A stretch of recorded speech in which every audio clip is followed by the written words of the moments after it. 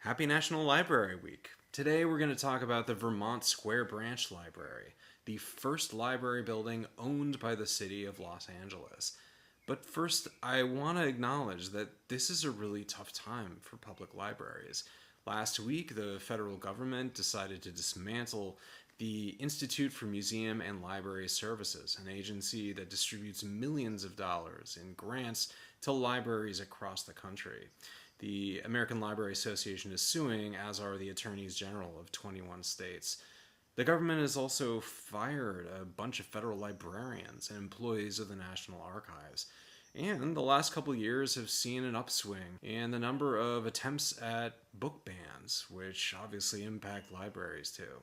So the reason that I want to talk about Vermont Square Branch Library today is partly because of its amazing history, but also because it's a great example of the private and public sectors working together to create a library that has served its community for over 100 years.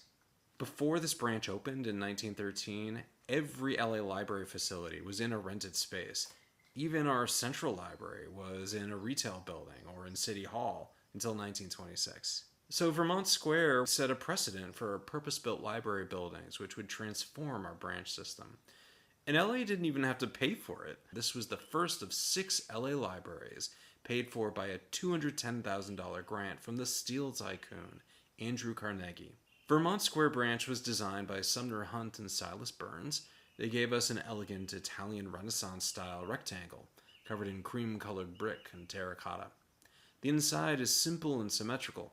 Children's room on one side, adults on the other, with a circulation desk right in the middle, and large glass and oak partitions separating the staffers from the public. Starting with just 2,000 books, this branch grew quickly.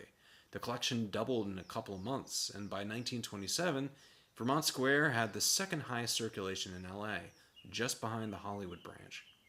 In addition to housing books, Vermont Square Branch has always been a community hub. Local organizations met here. Music students used to give recitals downstairs. It was an air raid shelter during World War II. It's a polling place, and since the 90s it's offered free computer and internet access for anyone who needs it. This branch continues to be relevant as South LA evolves. That's what successful libraries do. Please show up for your local library, even if it isn't housed in a historic building. I couldn't do this project if it wasn't for the LAPL. So I will always go to bat for our local librarian superheroes who preserve our rights to access information. I hope you will too. Thanks for doing LA with me.